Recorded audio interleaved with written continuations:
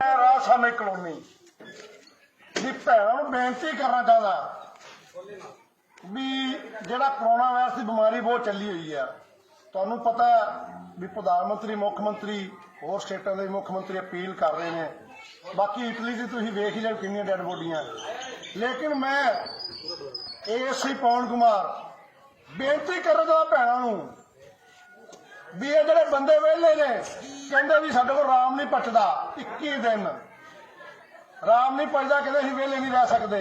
मैं भैनों नूं बेनती करना चाहता काम लाओ इन्हों घर दी सफाइयां कराओ छत्ता साफ कराओ रजाइनिंग साफ कराओ भांडे धोओ कपड़े धोओ इन्हां तो घर की सफाई होगी नाले कोरोना वायरस की सफाई होगी ते नाले इन्हां दी भी सफाई होगी नाले रोटी पकानी सीख जाणगे 21 दिन।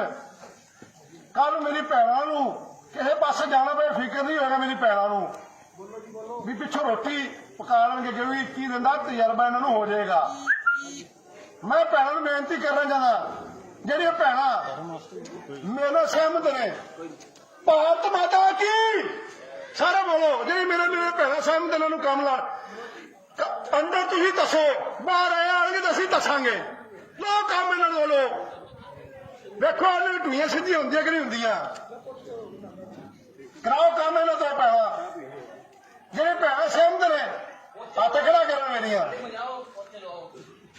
ਕਰਾਓ ਕੰਮ ਕਰਾਓ ਮੇਰੀਆਂ ਭੈਣਾਂ ਨਾਲ ਤੋਂ ਇਹ ਵੇਲੇ ਫਿਰਦੇ ਪਏ ਨੇ। ਕਮਾਲ ਦੀ ਗੱਲ ਦੱਸੋ ਤੁਸੀਂ ਕੰਮ ਲੱਗਦੀ ਹੈ ਸਵੇਰ ਤੋਂ ਲੈ ਕੇ ਸ਼ਾਮ ਤੱਕ ਤੇ ਇਹ ਪ੍ਰਮਾਤਮਾ ਨੇ ਇਹਨਾਂ ਨੂੰ 21 ਦਿਨ ਜੇ ਆਰਾਮ ਕਰਨ ਦਿੱਤਾ ਕਹਿੰਦੇ ਨਹੀਂ ਸਾਨੂੰ ਆਰਾਮ ਪਾਜਾ ਤੇ ਭੈਣਾ ਬਹਿ ਜਾਓ ਆਰਾਮ ਨਾਲ ਲਾਓ ਕੰਮ ਇਹਨਾਂ ਨੂੰ।